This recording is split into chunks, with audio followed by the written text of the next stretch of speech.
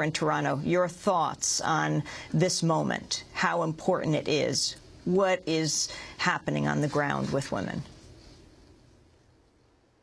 To tell you the truth, if I wouldn't have seen it on CNN, I wouldn't have been aware of it at all. And it's only 2 weeks since I've left Baghdad, and I'm going back in a few days. You don't see the U.S. troops on the streets anymore. They are in their bases. They are running the politics totally on their own terms, for their own interests, but they don't need to have their troops on the ground. They have trained the Iraqi army to do the same oppressive acts that they do to the people on the ground. The number of detainments, the oppression against people everywhere. The Iraqi army is doing a very good job at that. They are representing the same tactics, so the U.S. troops don't need to be there as long as the U.S. politics have been put in place. So what do we feel about that? Well, I've heard in the report earlier that it was called the Operation Iraqi Liberation or Iraq Freedom.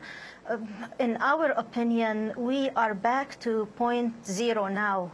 At this point, organizing, freedom of organizing does not exist because, as I don't know how many people in the U.S. have heard, that workers are not allowed to organize. Unions have been banned to organize in some of the ministries in Iraq.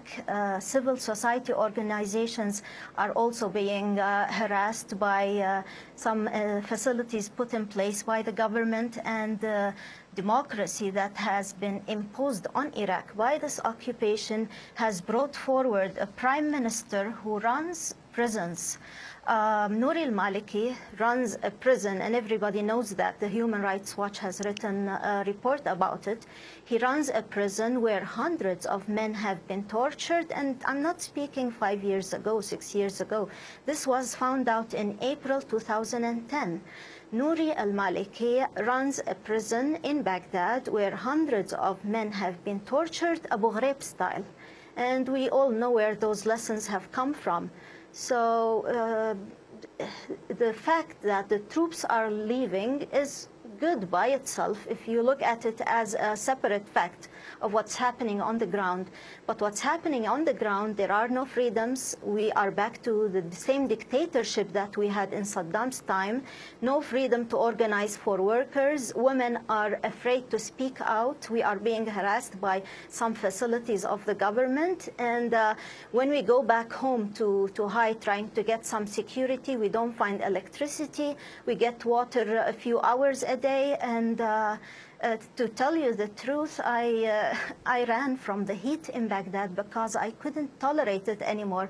And that's why I'm here in Toronto now. And it's very hard to live an ordinary life if you are in Iraq now. All stories of democracy, excuse me, we do not feel them in Iraq, and we are working in organizations. We are sometimes speaking politics. We are not ordinary people. We are a good gauge for these things.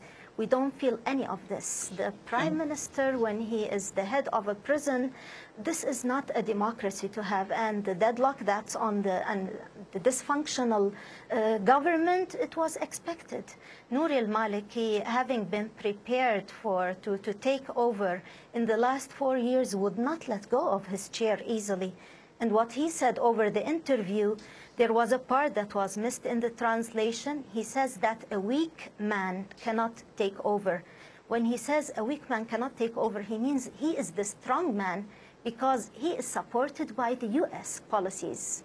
That's the message in there. That's his message to his colleague, Yanar, Alawi, that he is the one who's chosen. Yanar, Mohammed, I'd like to ask you, here in the United States, obviously, the media coverage is suggesting this is the end of the Iraq war that began with the invasion of 2003. But obviously, you are aware, as millions of Iraqis are, that the conflict between the U.S. and Iraq now is almost 20 years old from those days in 1991 with the Saddam's invasion of Kuwait.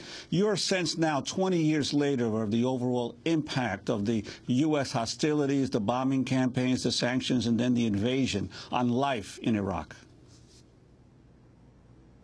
You need to have a cameraman visit Baghdad and see how destroyed the city still is.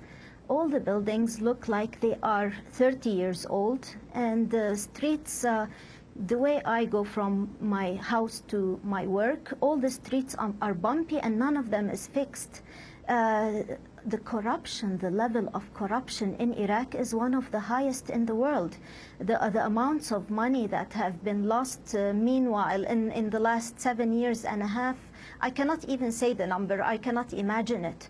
So using false words of democracy are good for the media in the US, but in reality, in our lives in Baghdad, level of unemployment is so high. And if CNN says it's something around the 60% level of employment, well, most of those are in the army, are in the police, young men who have to get some kind of job and later on get bombed while standing in a lineup.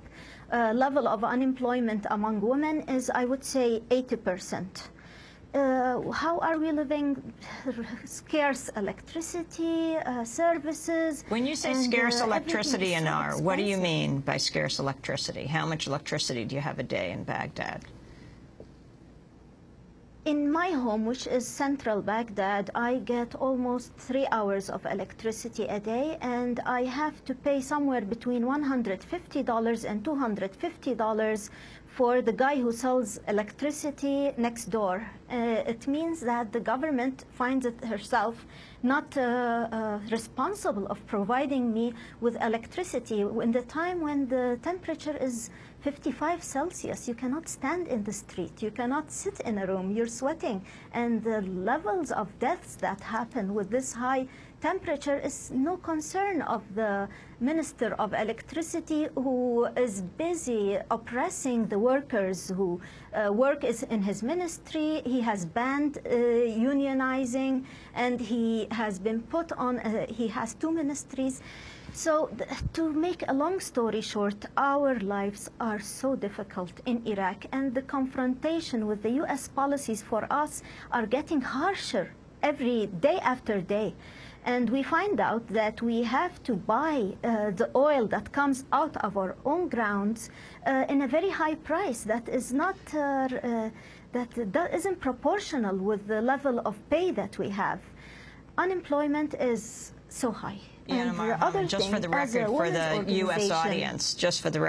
U.S. audience, when you talked about 55 degrees Celsius, that's what, about 131 degrees Fahrenheit is what Yanar Mohammed is talking about.